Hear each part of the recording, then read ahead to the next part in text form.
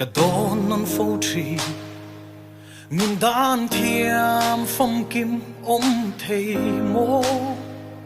buộc lung yang căn nín tê á tiếng dâu ôm thầy lâu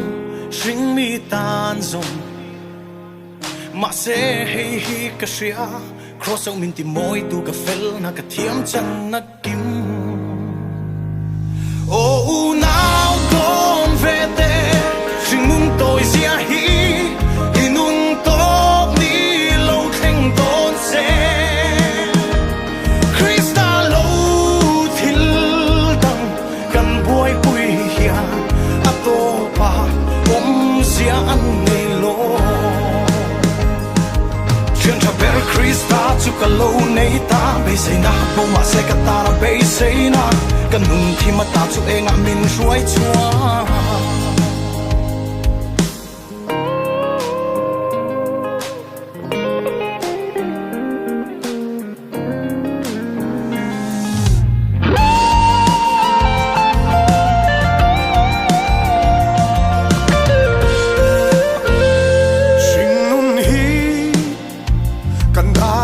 sen lâu mà lắm bên lộc thấy xí lâu chú thìn lung quý ru mà trao chi nắng lệ cây rong cắn chắc lâu chi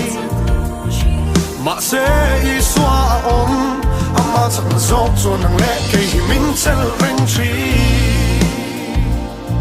mà ngày khác lâu mà ngày tu sẽ ô là một mũ cả tua bọc cả kiang anh này chú cây cả chuyện anh đi mình mang ngày anh đi cà phê lâu nên nên cả pan cả chuyện mình xóa cả chuyện cả ta đã biết mà đi hey thì anh mình còn có gió bún cả san lâu mình tiệm cả nè nào ôm đón riêng người còn có gió xuống mình bay đông cả đi Aizawl mà sẽ Krista thu cả phone nó chín cả công chú harin làm mà sẽ ở đó xin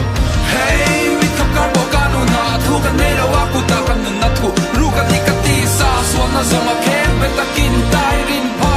mà ngày tôi này em mình cho Krista thiên đàng cần buổi bụi hia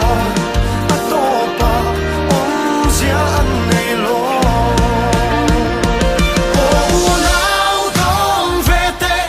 xin nun tôi xia hi inun to ni lâu thanh đón xe Krista thiên đàng cần buổi bụi hia